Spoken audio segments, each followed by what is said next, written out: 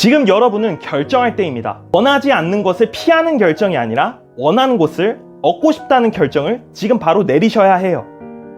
하지만 우리가 추구하는 진정한 사랑, 좋은 직업, 가치 있는 무언가를 내 것으로 만들기 위해서는 불확실한 시기를 어느 정도 건너갈 수 있어야 한다는 겁니다.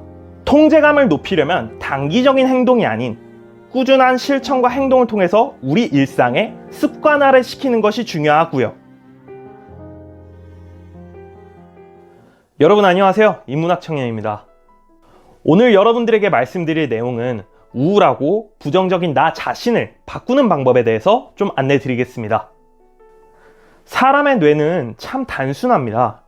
우리의 뇌는 생존과 직결된 내용들이 굉장히 많죠. 즉 본능이라고도 하는 것들이요. 본능에는 식욕, 수면욕, 성욕 등등을 제외한 여러 가지 기본적인 본능이 우리의 뇌 속에 자리 잡고 있습니다. 그 와중에 현대사회에서 우리가 가장 많이 쉽게 찾아볼 수 있는 본능은 바로 부정, 불안, 이러한 감정들입니다. 불안이나 걱정은 우리의 생존과 직결되어 있는 내용이죠. 아무런 자신감 없이, 아무런 근거 없이 무턱대고 뛰어들면 해결될 수 없는 일들이 굉장히 많으니까요. 그런데 만약에 이러한 부정적인 감정들이 나의 앞길을 막고 있다면 여러분은 어떻게 하시겠습니까? 이 비밀은 우리의 뇌 속에 저장되어 있습니다. 그래서 오늘은 뇌과학적으로 한번 말씀드려보겠습니다. 우리의 대뇌와 간뇌 사이에는 변형계라는 기능적 신경이 존재합니다. 이 변형계에는 여러 가지 기능이 있지만 대표적으로 두 가지 기능으로 나눠보겠습니다. 첫 번째는 감정의 중추인 편도체. 이 기능은 사람의 감정을 좌지우지하고 조절하는 기능입니다. 두 번째는 기억의 중추인 해마. 이 기능은 사람의 기억을 조정하는 기능입니다. 이 두 기능이 부정적인 영향을 받게 되면 중추의 편도체에 부정적인 감정이 남게 되고 이 부정적인 감정은 중추 해마에 강력한 기억으로 자리 잡게 됩니다. 그렇게 된다면 뇌리에 더욱더 부정적인 생각이 계속 맴돌겠죠? 이렇게 편도체와 해마의 악순환의 사이클이 도는 것을 하강나선의 파페츠웨로라고 합니다. 파페츠웨로가 부정적인 감정으로 돌아가는 것을 하강나선이라고 칭하는데 이것을 인지하는 것이 첫 번째로 제일 중요합니다.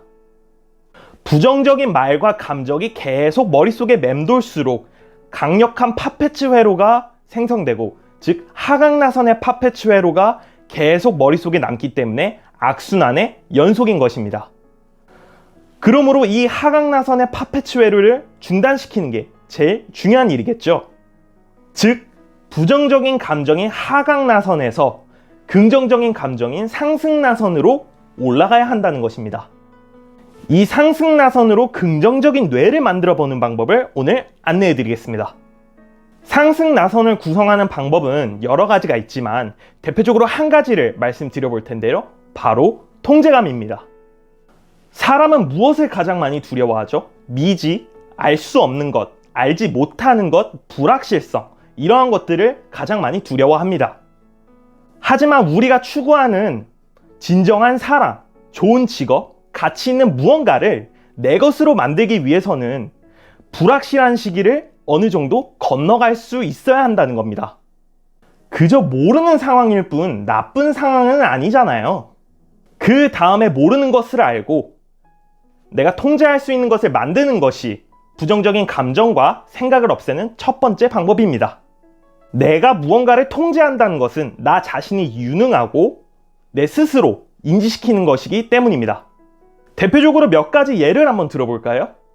성공한 사람들은 자기 방의 정리정돈, 이불 개기 이런 거를 많은 사람들 보고 하라고 권유합니다. 그 이유가 무엇일까요?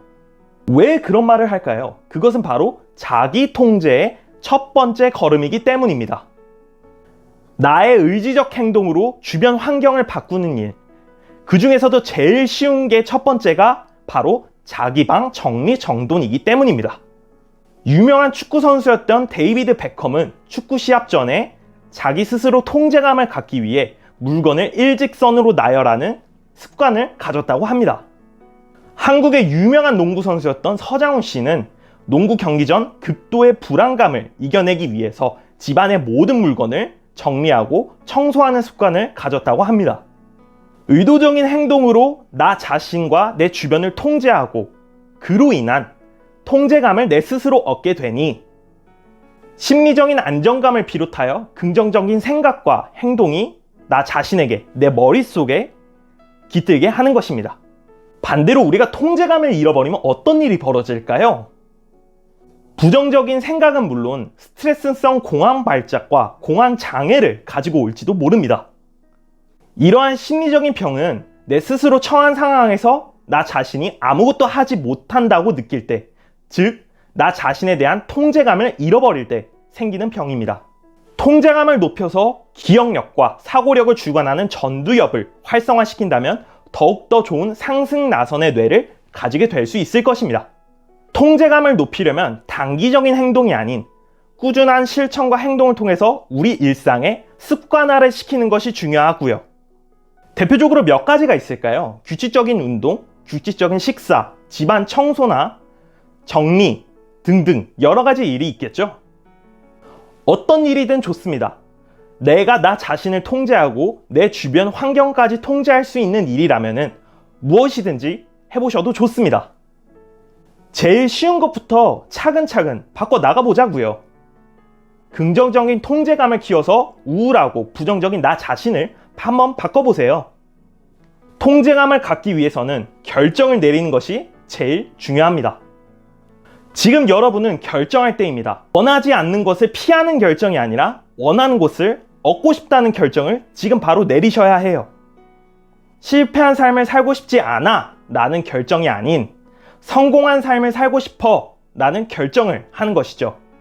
사람의 뇌는 행동하기 위해 존재하는 것입니다.